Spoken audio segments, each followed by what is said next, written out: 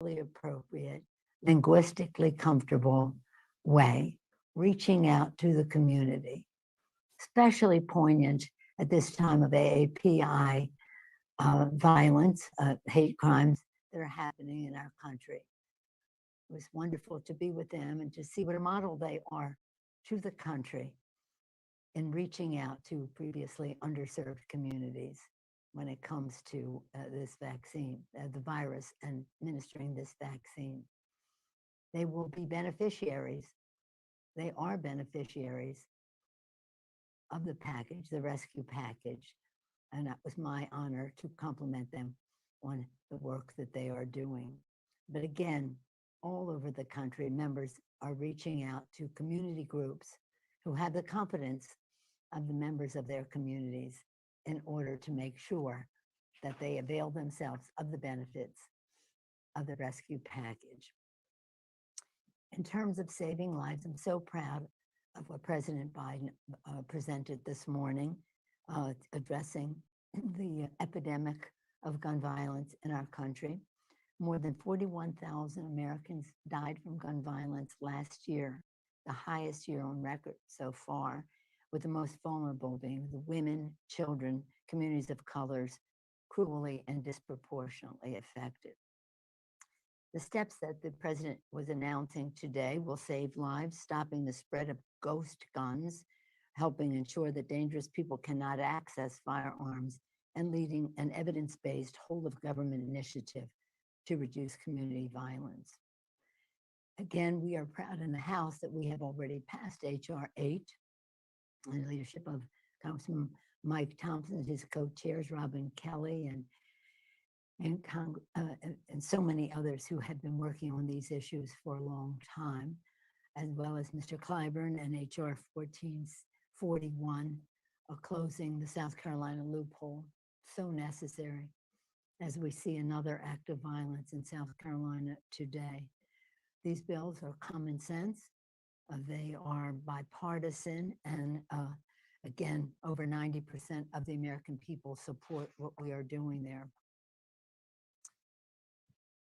We are getting ready now, of course, for the American Jobs Plan, and a plan that clearly this country needs.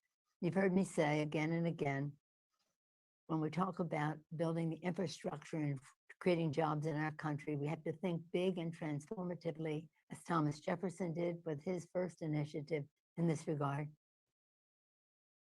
as Teddy Roosevelt did with the National Park Service that he created 100 years anniversary of what Thomas Jefferson did, what President Eisenhower did in the interstate highway system that he established in the interest of our nation's security, and now what President Biden is presenting. All-American, transformative, thinking big, build back better. And as we say in the House, in every zip code in America, so that everyone has the full advantage of what building the infrastructure does. It creates jobs in the building. It creates commerce in the moving of product from farm to produce, from farm to market, or other products from production to the marketplace, people to school and work, and the rest. Clean air for our children, clean water for them to drink, get the lead out again and again, to talk about how we do this in a way that involves everyone in our country, all across our country. We hope to do this in the most bipartisan way possible. Infrastructure has not been a partisan issue in the past. We hope that it would not be now.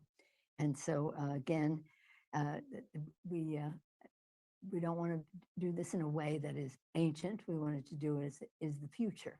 So many times you've heard people say we want to be on the right side of history. No, we want to be on the right side of history, but we want to be on the right side of the future as well. So building infrastructure is a safety measure as well. The safety of our bridges, our roads, the safety of the water our children drink, the list goes on. And then when we return, we have a legislative filled week before when we went broke for the holy season, we did have time for committee work that has prepared us to bring legislation to the floor when we come back in this next week. With that, I'd be pleased to take any questions you may have. If you'd like to be added to the queue to ask a question, please select the raise hand option under the reactions tab at the bottom of your screen. One moment while we wait for reporters to join the queue. Thank you, Drew. While we're waiting for reporters, I'm excited about Saturday. I'll be joining the National Domestic Workers Alliance. Ai-jen Poo is the director. And in case you don't know her, she's an iconic leader for caregivers in our country, really a heroine. And I'm so honored to be invited to join their initiative on Saturday. Any questions? Our first question comes from Eric Wasson with Bloomberg News. Oh, hi, Speaker. Thanks so much for doing this. If you could tell us a little bit about what are the next steps on this American Jobs Plan, getting it together, what decisions you're going to be making, and some confusion about this American Families Plan. Is it possible that gets wrapped into the jobs plan? And how do you see approaching that issue? Thank you. Thank you. Well, it's pretty exciting when we're talking about this next bill. A few weeks ago, I suggested or tasked or called upon my committee chairs to reach across the aisle on the infrastructure aspects of this bill and to see where we can find bipartisanship, because as I said, this has never been partisan. But when we go forward with this legislation, we have to involve everyone, and that means women who are in the workplace, who should be participating in how we build the future of our country as well. And for that to happen, what was in our previous bill and the rescue package and what will be in the family bill are very important when we talk about child care, elder care, and the rest, so everyone can participate. So these things are related. If you're going to build the infrastructure, you have to have workforce development. Education is very, very important in that. When we talk about investing in education, we recognize that nothing brings more money to the Treasury, nothing, than education of the American people. Early childhood, K through 12, higher education, post-grad, lifetime learning, training for our lifetime training for our workers so that they can build for the future. So all of these things are related, and I think we will have two bills, that we will have this bill, but we're hoping that we can do, especially the infrastructure bill, where it's, as I said, now for the third time, it's always been bipartisan or nonpartisan, that we will do so in a bipartisan way. If we have to go to reconciliation, that's a lever, but I hope it's not something that we need to do. And time-wise, Mr. DeFazio thinks that we can do our part in the House probably in the month of May. At least his committee would be ready at that time. I would hope that our part in the House would be largely done before the 4th of July. Whether the whole package can be done then, we just don't know. But as some have suggested, we want to do it before the August break. Now, our plan does have not only infrastructure, roads, mass transit, water, broadband, education, housing. It has a number, definition of infrastructure in a broader sense, but also how we do it, what we do and how we do it in a way that involves jobs. So think of this as the American Jobs Plan, as we just finished the American Rescue Plan. And our next question comes from Lindsay McPherson with Roll Call. Hi, Lindy. Hi, Madam Speaker. Related to what you said about wanting the bills to be bipartisan, how do you judge that? Is it when the bills go to markup, whether they get any bipartisan support? Is it before markup? When do you expect to make the determination on whether it's possible to do it in a bipartisan way? Lindsay, thank you. We want bipartisanship every step of the way. And again, we want to build consensus within our own party as we go forward. And again, many of the projects that we're talking about have regional significance, and they are bipartisan in their region.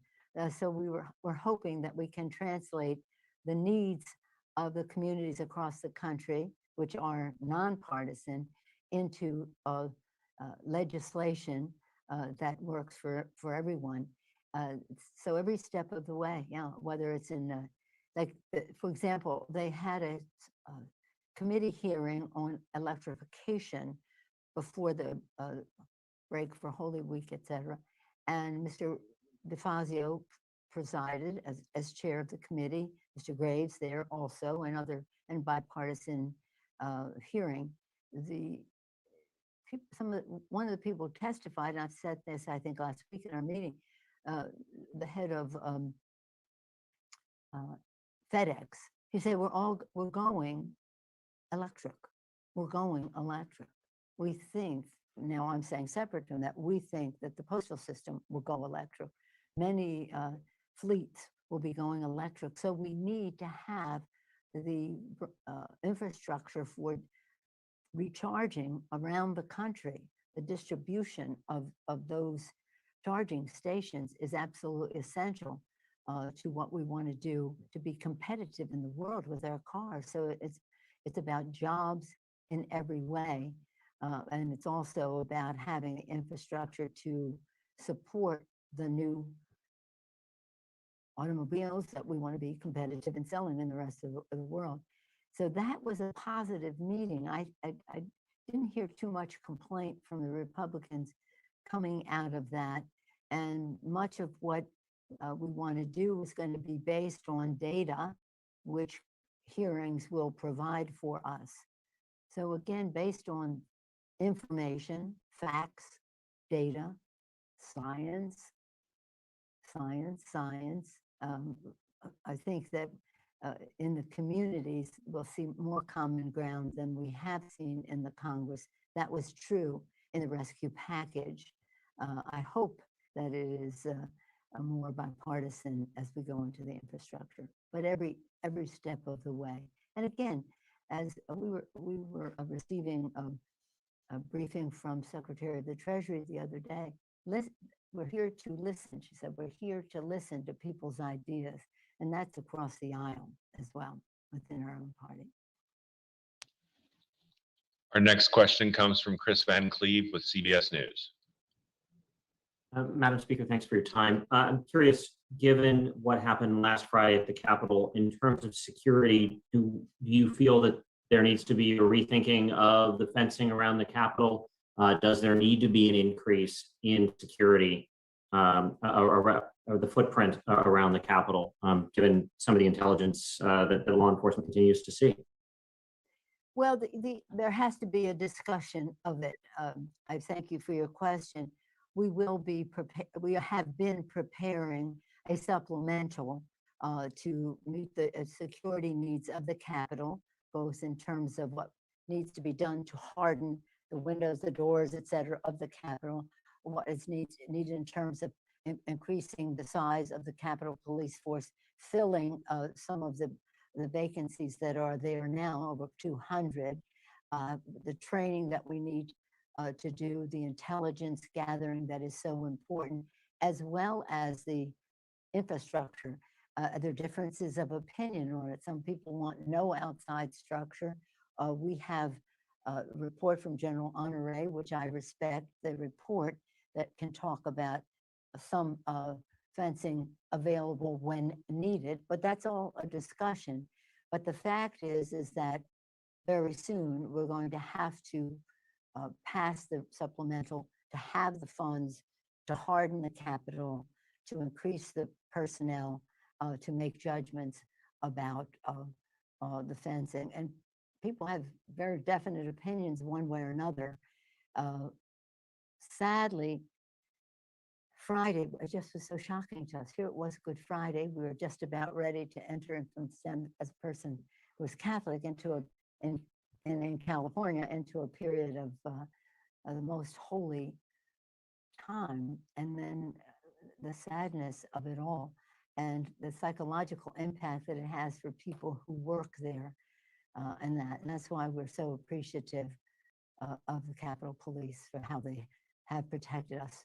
But when we have the supplemental put forth, which will be soon, then we'll have a discussion as to what happens with the fencing and the rest. And people are listening and respectful, but also we have to be careful. And none of us, I mean, maybe some of us are security experts, but most of us would have to pay attention to those who are security and law enforcement leaders who have made proposals to us. It'll be soon. Our next question comes from Mani Raju with CNN. Hi.